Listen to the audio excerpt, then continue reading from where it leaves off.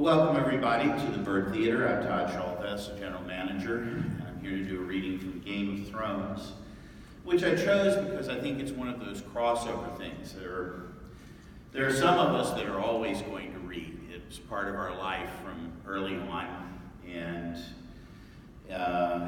I'm fortunate enough to have a staff here who reads all the time, and we talk about books all the time, which may or may not seem odd to people working in a movie theater, but I'm interested in Game of Thrones because I think that it's been a phenomenon because of the HBO series.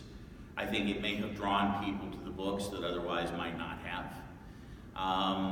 And I think it may have drawn some people to watch the series who might not necessarily have been, because there are some people that have sort of an attitude about, well, I prefer books to movies and so forth. Well, I happen to like both, and both fulfill different needs with me.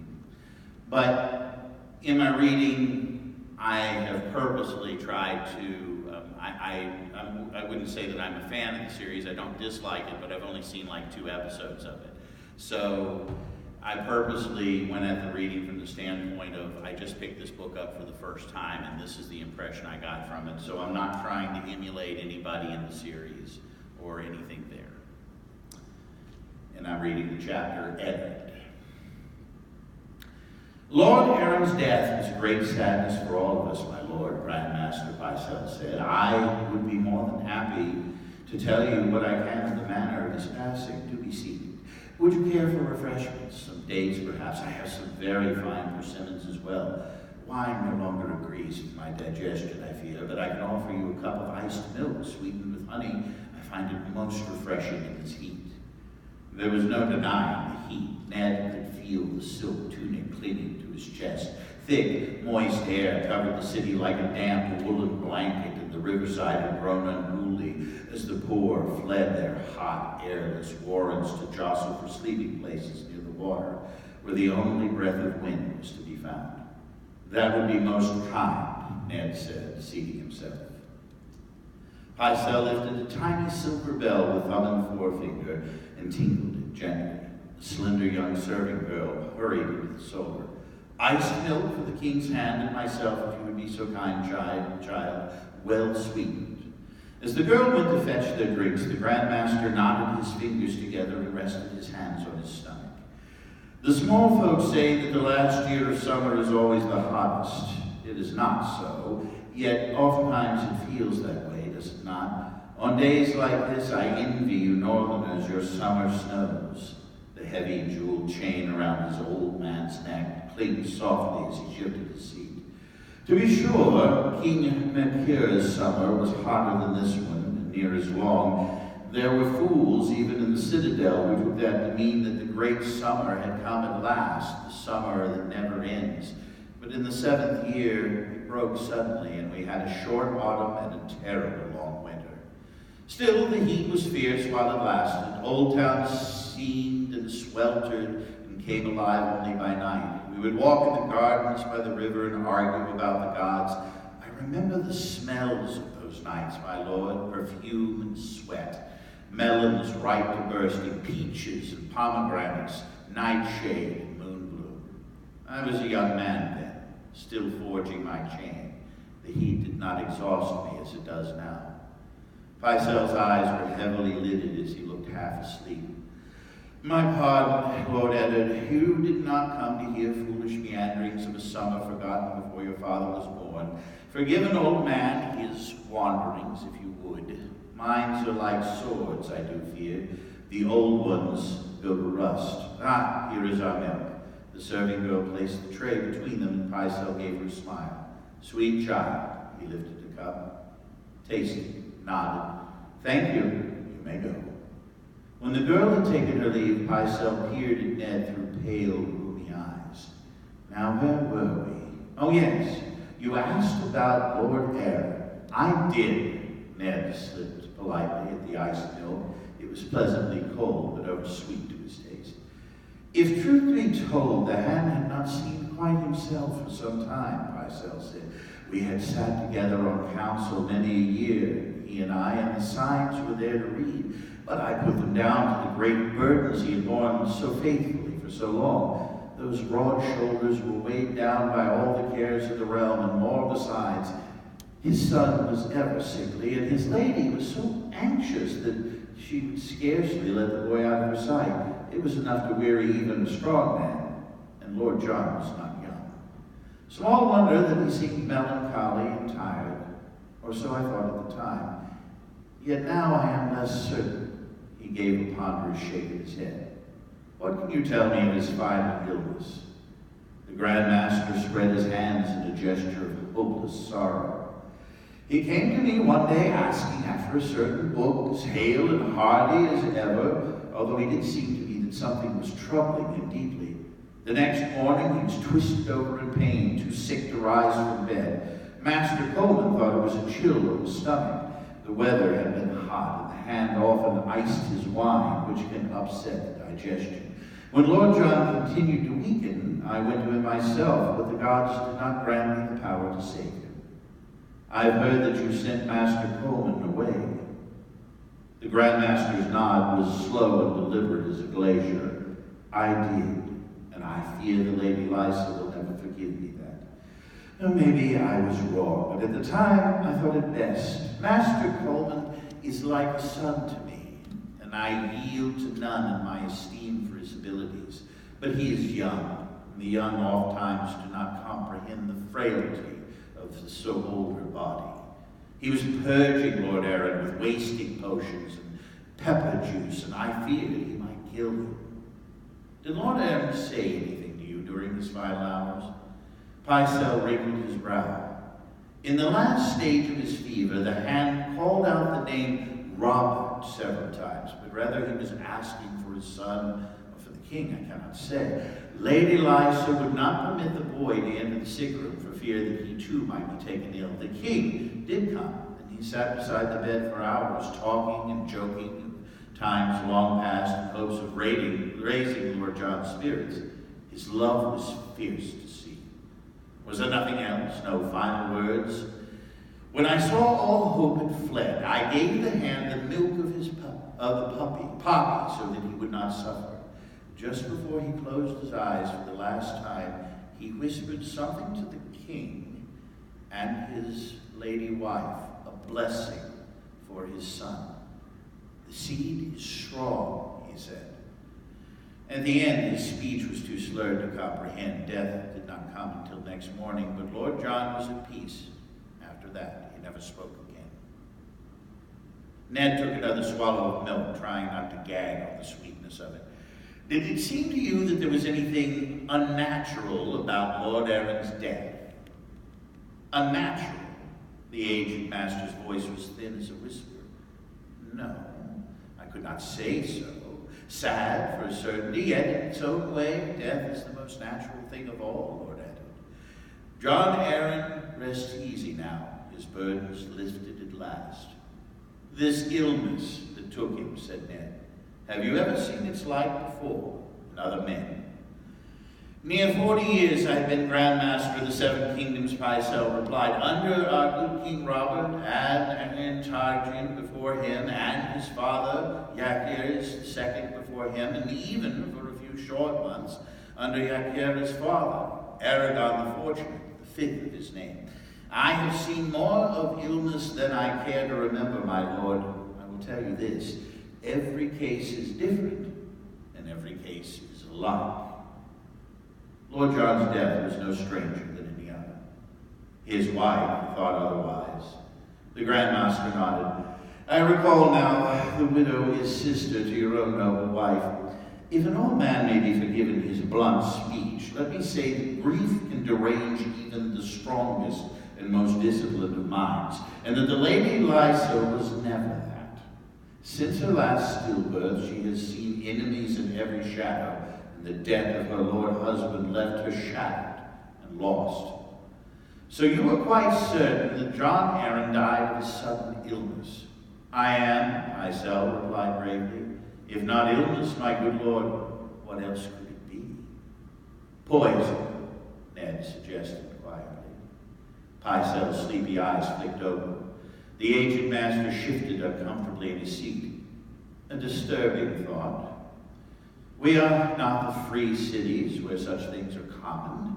Grandmaster Othamur wore all men carry murder in their hearts, yet even so, the poisoner is beneath contempt. He fell silent for a moment, his eyes lost in thought. What you suggest is possible, my lord, yet I do not think it likely. Every hedge-master knows the common poison, and Lord Aaron displayed none of the signs. And the hand was loved by all. What sort of monsters in man's flesh would dare to murder such a noble lord? I have heard it said that poison is a woman's weapon. Pycelle stroked his beard thoughtfully. It is said, women, cravens, and eunuchs. He cleared his throat, spat a thick gob of phlegm under the rushes. Above them a raven called loudly in the rookery.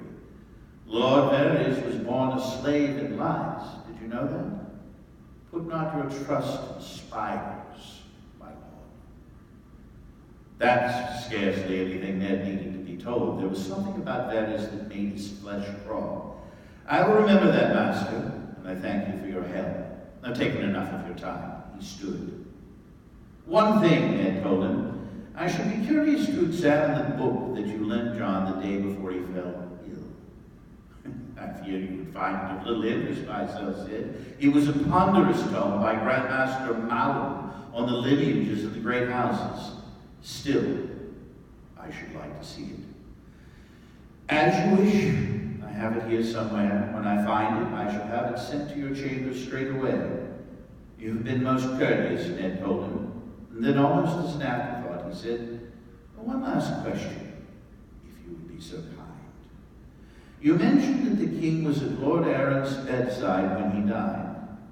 I wonder, was the queen with him? Why, no, Pycelle said. She and the children were making the journey to Casterly Rock in company with her father.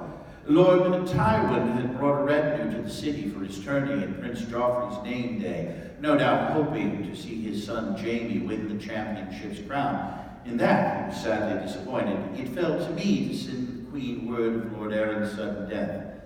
Never have I sent off a bird with a heavier heart.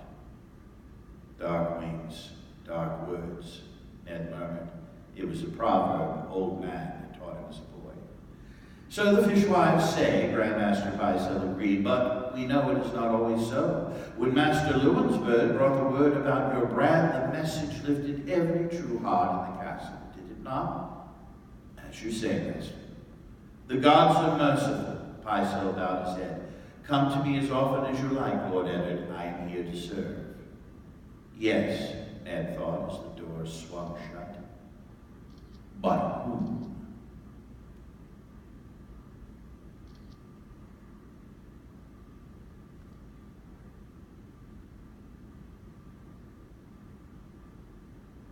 Inside his chambers, he stripped off his sweat-stained silks and sluiced cold water over his head from the basin beside the bed. Alan entered as he was drying his face. My lord, Lord Baelish is without and begs audience. Escort him to my solar, Ned said, reaching for a fresh tunic, the lightest linen he could find. I'll see him at once. Littlefinger was perched on the window when Ned entered, watching the knights of the Kingsguard practicing swords in the yard below. If only old Selmy's mind were as nimble as his blade, he said wistfully, our council meetings would be a good deal livelier. Sir Barristan is as valiant and honorable as any man in King's Landing. Ned had come to have a deep respect for the aged, white-haired Lord Commander of the Kingsguard. And as tiresome, Littlefinger added, though I dare say he should do well in the tourney. Last year he unhorsed the hound, and it was only 4 years ago that he was champion. The question of who might win the tourney interested Eddard Stark not the least. Is there a reason for this visit, Lord Peter, or are you here simply to enjoy the view from my window? Littlefinger smiled. I promised Cat I would help you in your inquiries, and so I have. That took Ned aback. Promise or no promise, he could not find it in him to trust Lord Peter Baelish, who struck him as too clever by half. You have something for me? Someone, Littlefinger corrected. For someone's, if truth be told. Had you thought to question the hand's servants? Ned frowned. Would that I could. Lady Aerith took her household back to the Eyrie. Lysa had done him no favor in that regard. All those who had stood closest to her husband had gone with her when she fled. John's master, his steward, the captain of his sword, the knights, and retainers. Most of her household, Littlefinger said. Not all. A few remain. A pregnant kitchen girl hastily wed to one of Lord Renly's grooms. A stable hand who joined the city watch. A potboy discharged from service for theft. And Lord Aaron's squire. His squire? Ned was pleasantly surprised. A man's squire often knew a great deal of his comings and goings. Sir Hugh of the Vale, Littlefinger named him. The king knighted the boy after Lord Aaron's death. I shall send for him, Ned said, and the others. Littlefinger winced. My lord, step over here to the window, if you would be so kind. Why? Come, and I'll show you, my lord. Frowning, Ned crossed to the window. Peter Baelish made a casual gesture. There, across the yard, at the door of the armory, do you see the boy squatting by the steps, honing a sword with the oilstone? What of him? He reports to Varys. The spider has taken a great interest in you and all your doings. He shifted in the window seat. Now glance at the wall. Farther west, above the stables, the guardsman leaning on the ramparts. Ned saw the man. Another of the eunuch's whispers. No. This one belongs to the queen. Notice that he enjoys a fine view of the door to this tower, the better to note who calls on you. There are others, many unknown even to me. The Red Keep is full of eyes. Why do you think I hid Cat in a brothel? Eddard Stark had no taste for these intrigues. 7 hells, he swore. It did seem as though the man on the walls was watching him. Suddenly uncomfortable, Ned moved away from the window. Is everyone someone's informer in this cursed city? Scarcely, said Littlefinger. He counted on the fingers of his hand. Why, there's me, you, the king. Although, come to think on it, the king tells the queen much too much. And I'm less than certain about you. He stood up. Is there a man in your service that you trust utterly and completely? Yes, said Ned. In that case, I have a delightful palace in Valeria I would dearly love to sell you, Littlefinger said with a mocking smile. The wisest answer was no, my lord. But be that as it may, send this paragon of yours to Sir Hugh and the others. Your own comings and goings will be noted, but even Varys the spider cannot watch every man in your service every hour of the day. He started for the door. Lord Peter, Ned called after him, I am grateful for your help. Perhaps I was wrong to distrust you. Littlefinger fingered his small, pointed beard. You are slow to learn, Lord Eddard. Distrusting me was the wisest thing you've done since you climbed down off your horse. And this is the Game of Thrones. Thank you very much.